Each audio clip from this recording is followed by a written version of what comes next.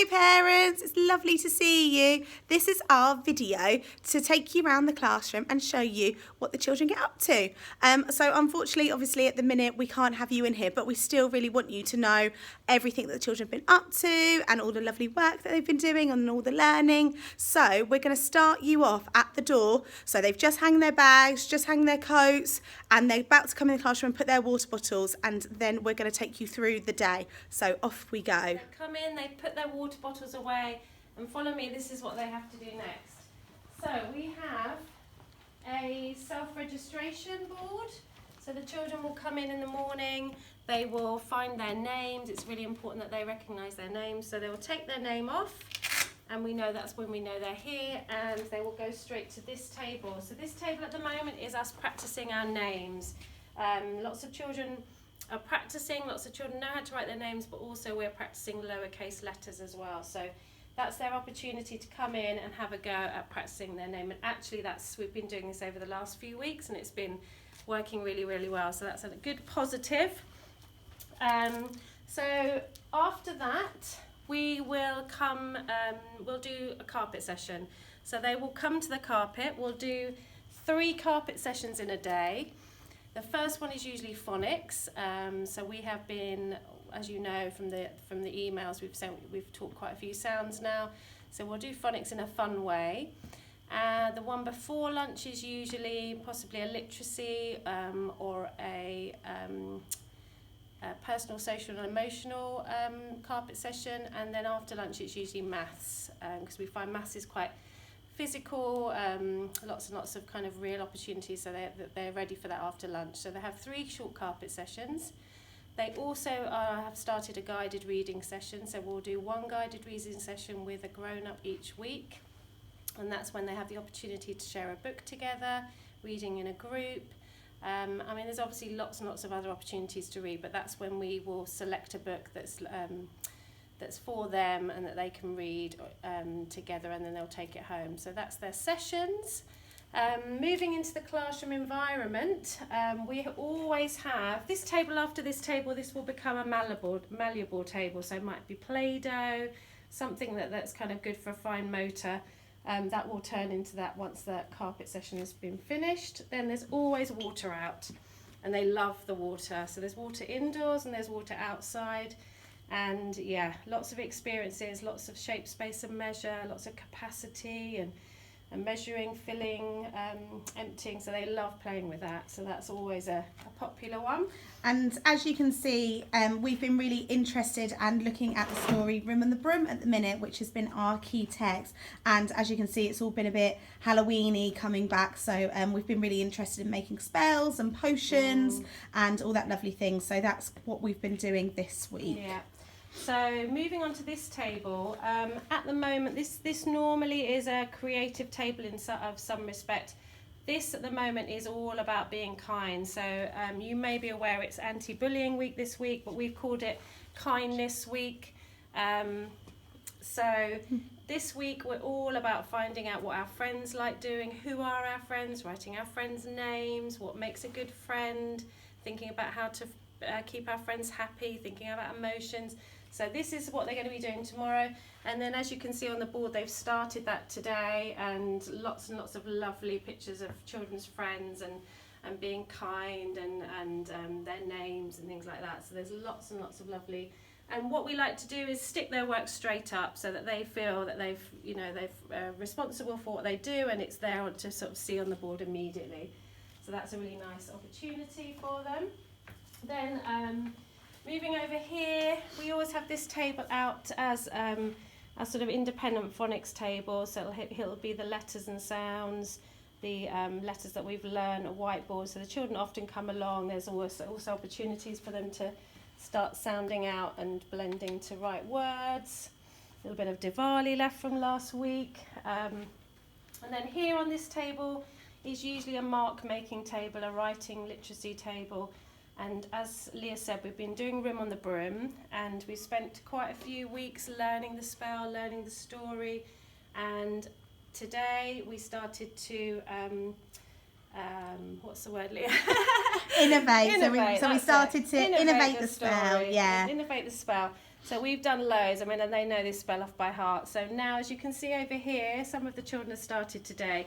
They've been thinking, rather than a broomstick, they might like to have a lion, and they might like to add these different things into their spell and changing the spell words.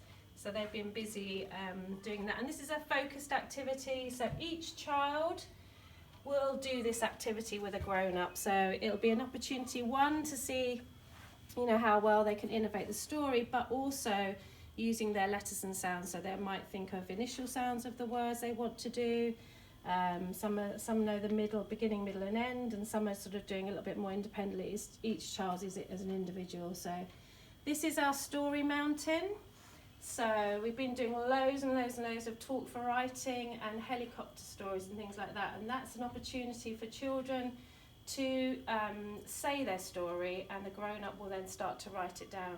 So it helps, because it's quite a frustrating time at the moment when they're desperate to kind of get it all out, but they just don't have the skills yet to write it all down. So an adult will help them with that, and then they become story writers, storytellers, and they absolutely love it. And then what we do is we come to the carpet and we share, so they'll act out their stories with their friends, and then they feel like they really have ownership on these stories. So that's a really nice thing to do at home.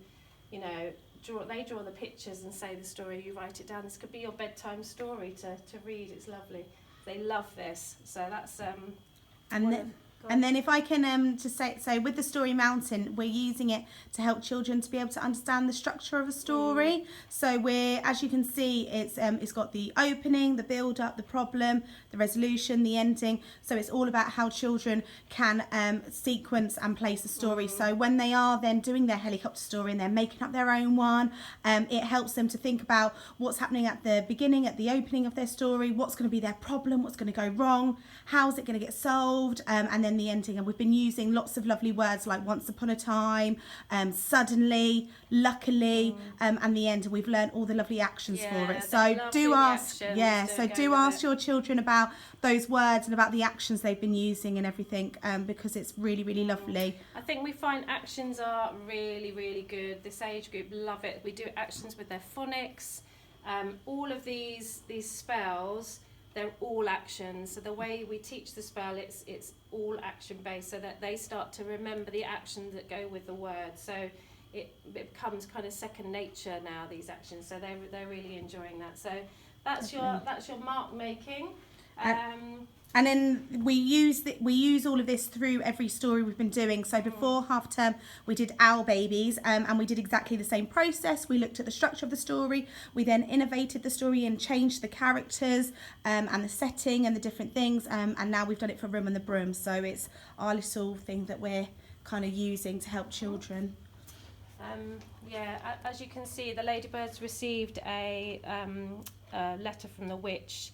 We got their most marvellous broomstick. We haven't actually got it in the classroom now because we had to tidy it up, but they've loved that today. It's been amazing. So ask your child about the marvellous broomstick that they received. Okay, so now we are at the Funky Fingers area, which is our fine motor area. This week we've actually got a cutting skills activity. As you can see, we've been making our very own witches broomsticks, and they can choose whether they want to have a straight one or a zigzagged one or a wavy one, and because it's really important for children to understand the safety of scissors and how to use scissors, so we're teaching them about holding scissors like this when they're walking around, obviously in case they fall or hurt anybody. And then also we're trying to show them about how to hold scissors. So we're using like a shark thing. So we're using like the thumb as the eye and then the mouth. So we're using that to help us. So we put like the thumb in and then our fingers, and we're showing them how to cut, because that is a really good life skill to have. But we have other things on here. Sometimes we might have tweezers. Sometimes we might have threading with beads on different things. So this is always used in a different way to really help build up those skills in those hands, because it's so important to get these muscles working, ready to write. So that's that. Moving on, we have got our construction area. As you can see, it is a really lovely space. It's open-ended. They can use what they like in here. At the minute, we always have the wooden blocks over there because Wooden blocks are an amazing tool. They can do anything with them, and the children can use their imagination, and the world is their oyster. So it's up to them what they do with them. We always have a small world thing in here as well. So at the minute we've got the train track, but sometimes it might be cars. And as you can see, we've been making a road over there. So they've been using the ramps to kind of see how fast the cars can go down. And then we've also got some slightly bigger blocks as well. We turn it into a bit role play like. So we've got some like hats. And we've also got some visors as well, just so they can imagine that they really are on a construction site and they really are those builders. And we do like to have books as well, just to kind of help them as well, so always where they go. This is our maths display. At the minute we've kind of just got it, it's all about number, and it just kind of shows you kind of like the children. It's really interactive. They like to come and use it a lot. We use these, which some of you may have come across, which are our Numicon shapes. These are really important because they are the same colour, and they kind of get, as you can see, it just gets one more added on the top each time, and the children really like them, and they're good to kind of piece together and everything. So this is a really good way to visualise number. Moving on, we've actually also got our number of the week, so this gets changed regularly to a different number. At the minute we've been looking at the number 4, and it's not just 4, it's about how we make different ways to make 4, so 3 and 1, 2 and 2, so it's kind of looking outside the box and kind of looking a bit deeper into the number. So even though the numbers are smaller, it's looking at numbers in other ways and about how they can use that number. So that's why there's lots of lovely things here that they can use to help them use that number. This week this is our maths table, and this changes weekly as well. Sometimes we have a focus activity here, so sometimes each week we are either doing a maths focus activity or a literacy activity. So they'll come with either myself or Maria to do it. This week we've been introduced them to something called a 5 frame. So it's about kind of like recognising that if they put, like for example, like 3 on, they only have 2 left. So it's kind of like looking at different amounts and things. And again, we've got the Numicon in here, and we like to use lots of lovely natural resources. So we always have lots of conkers and pine cones and things around because they're just so open-ended. Moving on, we've also got another activity. So this is kind of our fireworks spider web activity. So it's using again a bit of those tweezers that I mentioned before to help with those fine motor. We've got some pom-poms for them to try and pick up. We've got some Numicon. So this is always a kind of like mathsy, fine motory type of activity to try and kind of on a bit of a larger scale for them to have a look at. And then this is our book corner, well, our reading area. We always have our story set up of that we're learning. So as you can see, we've got the room on the broom set up. We've got the book, we've got kind of like the puppets and lots of other props that the children really like to come over, and they use them to retell the story with themselves and with their friends. And we've tried to keep it as cosy as possible. We do change the cushions regularly, and we do change the books daily as well, because we think it's so important for the children to have that opportunity to be able to come in here, sit independently and look at a book. And that was part of our owls. Yeah, they're lovely owls that they were making. Doing some speech bubbles. Yeah. Moving on, we have got... Oh, don't forget their special books, Leah. Can't forget the special books. We have got their special books. So if you went to our nursery and maybe other nursery settings, we've got special books. So all of their independent work and their guided work they do with grown-ups is put inside. So it starts to build up a profile of your child. So you might have some painting in here. Usually you'll get a piece of mark making as well. So there might be some writing using words. And so it's just kind of a really lovely way to kind of see your child's progression over the year. So that book will go up with them into year 1, and you'll get that book sort of sometime in year 1. Keep it at the moment because obviously it's part of our assessment. So this and our online assessment Tapestry is how we assess the children. So it's an ongoing thing to do, and we keep monitoring and looking at next steps through the work that they produce in school independently, what they do with us. So it's a constant evaluation and assessment of the children. Yeah, and if you haven't already signed up to Tapestry, please do sign up to it. It's an amazing way for you to really see your child in school. You get to see them playing, you get to see videos, you get to see photos, and it's just a lovely way for you to then also share it with your child, and you can use it as a tool to say to them, oh look, shall we look at this together? And then they might talk to you a little bit and kind of tell you about what they've been up to. Yeah, exactly, because we know how tired they could be at the end of the day, and they come home. You can see they're busy. Yeah. But they might say, I don't do anything, but they don't. Trust us. There's always so much that they're doing. Yeah. This is our making area. This is always so busy. This is like one of our most popular areas. They absolutely love it. As you can see, it's open-ended. We never set anything up here. It is just for them to just do their free range. We have all the junk modelling resources. There's always scissors and tape and glue, and the children can literally just help themselves build, make whatever they like. And it's really It is. They're very, very creative in here.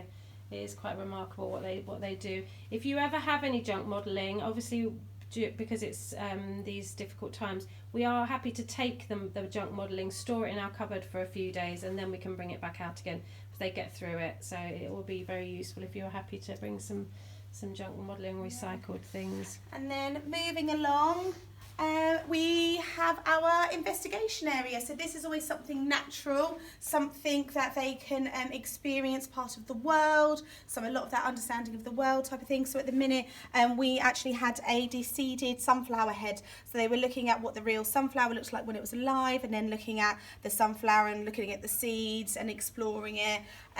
We also planted some daffodil bulbs, and amazingly already, can't believe it's only November and they are already starting to shoot through. So we brought them in from outside just so they could investigate a little bit further, and they've been quite fascinated by what's happened, because like I said, they've only planted them a little while ago. So exactly, and they've also had the responsibility of watering them and everything, so that's perfect. And then that brings you back to the door, so that is a tour of our lovely and amazing classroom. Oh no, we haven't quite finished. So I know a lot of you ask about snack, so we leave out the snack that will be there in the morning, and they can help themselves to that, so they know they can take a piece of fruit whenever they want to, along with their water bottle, have a drink, and if they're still hungry they can come and ask, and we'll just refill that basket, so they can help themselves whenever they like. So it's good for them, you know, they regulate themselves. If they're hungry, they know they can have something to eat, and if they're thirsty, they know they can have something to eat. And also we've got this lovely role play area, which we've made into the Room on the Broom house. Yeah, so this is our home corner, but we change it regularly to the children's interest, and as you can see, it's just set up with lovely natural resources using wood and metal. It's got costumes, and then we've also just got lots of mark making as well, so whether they want to make a recipe or a shopping list or a telephone message, it's always here for them, so that they know that they can come in here. They love using the telephone and the the calculators they use as mobiles and things like that. And under the background here, we actually created this during fireworks, so they were outside painting the background with the fireworks, and we had a carpet session on listening to the sounds that fireworks made, and we added them to our display, and then we used them as for our window in the witch's house, which looks lovely. So they love it, and the dressing up that's going on in here, they're absolutely loving all the witches' costumes and wizards' costumes we've got. So so we did talk about carpet sessions. So again, we'd go off into 2 groups to do our carpet sessions, and we've talked about the sounds. So we always have the sounds up, as you can see up there. We start to place them all up. We've got the new ones that we've learnt over the last few weeks over there. So it's regularly in use, and we're reminded of where we can find them. We've got 100 squares, number lines. So it's all there for them. And then we do, as you all know, we do send the phonics home learning on a Friday. So please do look out for that in your emails, because it's emailed to you rather than a text message. And then that way you can open up you can see what sounds we've been learning and any tricky words. And then also it's got some lovely ideas and suggestions of how you can support them with their phonics at home, because it is really important that you do revisit these sounds with them, because it stays fresh in their minds and everything. So just to finish our tour, we are just going to mention things you can do at helping at home. So reading is super important. Obviously they're going to bring home their guided reading book. We're going to put in 2 extra reading books inside and another phonics book. So the more you do at home, the better. Even if you're not doing guided reading, you're sharing stories, talking about stories, asking questions about stories. That's brilliant as well. So just carry on with the reading at home. Also, phonics. We have been sending home the phonics weekly, so you can see the sounds that we've learnt. And that's also really, really important to keep up. I mean, make it fun. We always think going to the shops, cooking, what am I going to cook tonight? Oh, it starts with a p, p, p. So, guess what it might be. It's got to be, maybe it's pasta or pizza, because that's what they've really got to tune into those initial sounds, middle sounds, end sounds. So that as much of that kind of practice you can do as possible is brilliant. And making shopping lists. So if you're going shopping, maybe they could write the initial sound for you, or any of the sounds that they do know. And then maybe when they get there, they have to look at the shopping list that they wrote and find that sound and think, oh yeah, that was for apples, so we need to get some apples, which would also link in nicely to maths that you can do at home. You could write how many, and then they have to count how many you need into the basket, because it's just really important for you to just use everything around you. You don't need a lot. No, you don't need to be spending money on expensive workbooks or anything like that. You can really do phonics and maths in the environment wherever you are. It's just about thinking a little bit creatively. Where can I put in my maths? Where can I put in my phonics? And maths is obviously much easy, because it's counting steps or looking at numbers, walking to school. Like you say, in the shops, you're counting out, can you find me 5 bananas? I need 3 oranges. How many have I got all together? It's sometimes about just giving them a little bit more time, just so that you can put in a bit of maths or literacy into their everyday. So we'd much appreciate that. Obviously, the more you do, the more we do, the better for the child. So keep working hard at home. And come and see us if you want any more ideas, or you want to have a chat. As you know, we are around now on a Tuesday in the playground. We do only have 15 minutes, because it is really important that we are back in the classroom for 9 o'clock. So so please do come and see us. And if we don't have time for you that week, we'll always have time the following week, and we can have a chat. If not, just call the office and we're happy to give you a phone call and have a chat with you that way as well. So we've also got, obviously, our consultation is next Friday, and we've asked everyone to sign up for a telephone call then. So either myself or Leah will spend some time chatting through, because the last half term, we've spent all that time getting to know your child, finding out where they are, what they do, what they like to do, who's their friends. So we've now got a lot of next steps for your children. So we'll talk through all of those with you and work together on how to support them. So that would be really important if you could sign up to those consultations. And then just to round it off, then on Monday we will send home the children with a sound map, with some tricky words, and with some letter and number formation. So just some things for you just to have as a little bank of things at home, just to kind of support anything else that we do send home for you. But I hope you've enjoyed it. Yeah, we hope it was useful. I know it's hard at these times. You can't come into the classroom quite as much as we'd normally like you to. So I know it's been a bit tricky, but you've been brilliant. The kids have been brilliant. So hopefully it gives you a little idea of what the environment looks like inside, because you can only just peer through the window. And honestly, we can't thank you enough for all of your support. You've all been amazing with the whole dropping off and collecting and everything, and just being really supportive in how everything has to be at the minute. And we just want to say a big thank you. And hopefully this will all be a distant memory very soon. Really we hope. So. But we'll look forward to speaking to you later on. Thank you. Bye.